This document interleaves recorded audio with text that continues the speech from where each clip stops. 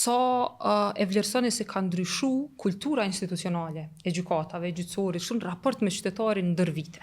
Absolutisht që ka një evolucion serioz, me thonë drejtën. Nisur edhe nga integriteti ta themi individual marrë si mesatare, pa paragjyku askan sepse konteksti i kohës sigurisht i sjell gjithmonë disa sfida. Ka më shumë vedije publike dhe ka më shumë vedije edhe të individit për mundësinë që ka secili me adresu një çështje në gjykat, por njëkohësisht edhe me kontestu sjelljen e gjyqtarit të secilit zyrtar brenda gjykatës, dhe kjo me thonë është një aspekt shumë pozitiv. Mirë po, diçka që na kemi nevojë me adresu shumë shpejt. Dhe që duhet ndoshta, si më thonë, e parësyshme me thonën. Por nga njerë kemi disa reflektime që i marrim nga krahasime, nga eksperienca që ne kemi pas edhe me vende tjera. Dhe edhe me kolegët tonë do diskutojmë, por nuk po flas tani për gjyqësorë, po flas edhe për gjithë organizatat. Edhe në gjyqtar gjerman thjesht e ka një ligj të rrezën e vet. Thjesht e ka një file për ai çështje, thjesht e ka një zyrë dhe një asistent ose një mbështetës. Nuk ka asgjë më shumë. Veç realisht ndoshta e ka ndërtu kulturën e punës në konsistencë dhe jo në emergjencë. Na kemi nevojë me reflektu thellësisht.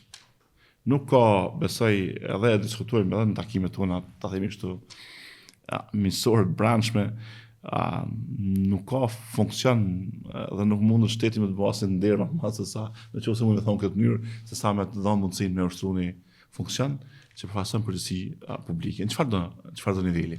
Dhe kjo duhet kthehet me, si më thon, me angazhimin maksimal, me kujdesin e duhur dhe me përgjegjësinë e ushtrimit në mënyrë efektive dhe jo të një farë komoditeti që ka njerë e përbën një farë kontrastit të madh në mes të individit të angazhuar shumë brenda institucionit njëjtë dhe atij që realisht nuk bën asgjë.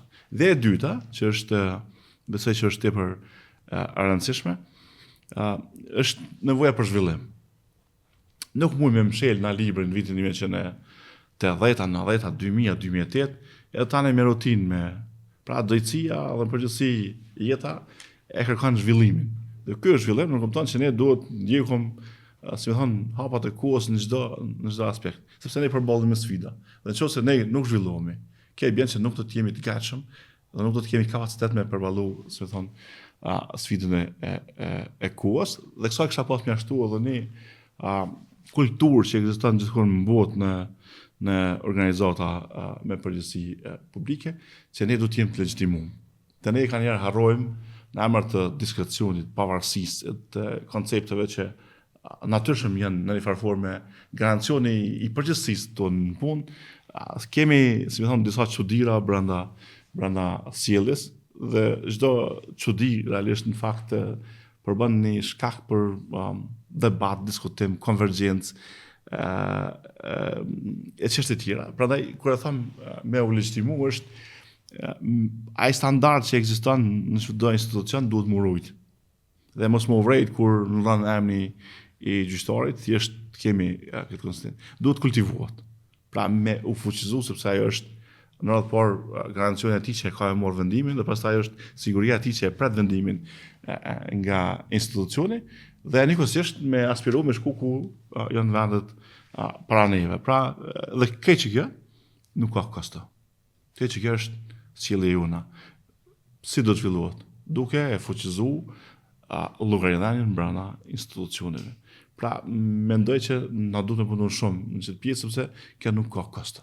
Dhe nuk mund bëhet ndoshta as me investime pa pas reflektimit dhe përgjegjësitë që duhet të ketë secili brenda institucionit. Kanë kosto trajnime, ne e dim, por Kosova nuk është për fat mirë, nuk është në atë gjendje që nuk mund të mbështet zhvillimin e profesional të tjerë të njerëzve të drejtësisë.